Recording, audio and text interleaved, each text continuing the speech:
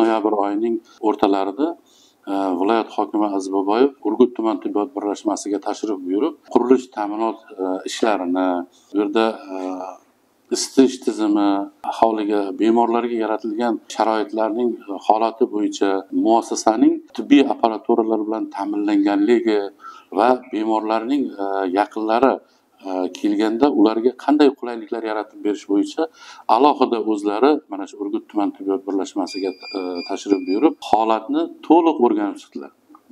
Bu yuzasidan qabul bo'limida apparaturalarning yetishmasligi, bor apparaturalarning nosoz holatga kelganligi va muassasaning mana tungi vaqtlarda yoritilish holati, ya'ni o'sha bemor va bemorning orqasidan kelgan yaqinlarini bemalol qulay harakatlanishi uchun yaratilgan sharoitlar, bundan tashqari o'sha bemorning orqasidan kelgan bemorlarning tashqarida kutib qolish holatlari, qabul bo'limidagi bemorlar qatnovining tartibsiz yo'lga qo'yilganligi, bundan tashqari mana hozirgi kunda mavsumiy jarayon, shu mavsumiy jarayonda bolalar o'rtasida o'tkir respirator virusli kasalliklarning ko'payganligi, aynan viloyat hokimimiz har bir bo'limning faoliyati bilan tanishib chiqdilar.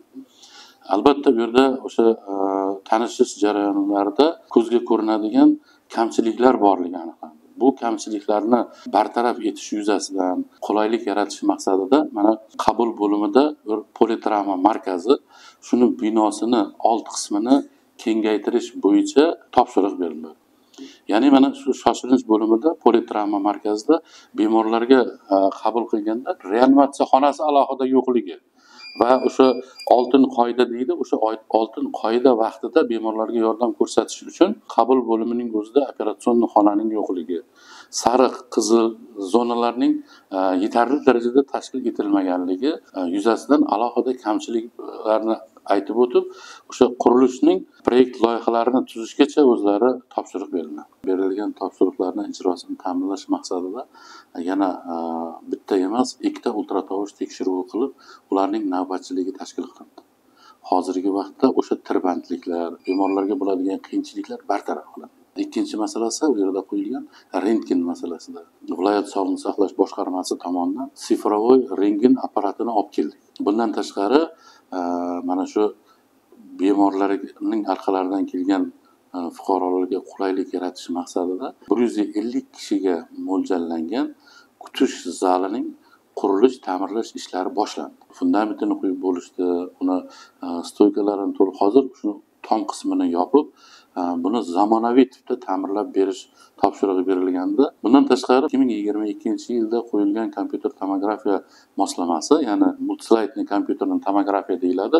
Bu o'sha shoshilinch xizmatni takomillashtirish loyihasi asosida shu davlatimiz rahbarining tashabbuslari bilan bu berilgan imkoniyat bo'lgan. Ayrim texnik sabablarga ko'ra bu apparatlarning ishlashi vaqtinchalik keyingi 1-2 oy davomida to'xtab qolganligi aniq bo'ldi. Buni hozir rentgen kabinetida ham, MCKT kabinetida ham ishlar boshlandi. Nasib qilsa, bu yaqin 15-20 kun ichida to'liq quvvat bilan ishlash ta'minlanadi. Muassasaning ichidagi yo'lakchalar to'liq qaytadan ta'mirlandi. Beton qoplamalar qilib, bemorlarning yurishi, ularning yaqinlarining yurishi uchun qulay sharoitlar yaratildi. Bundan tashqari muassasasining barcha joylari yoritish chiroqlari o'rnatilib, to'liq yoritiladigan holatga keltirildi.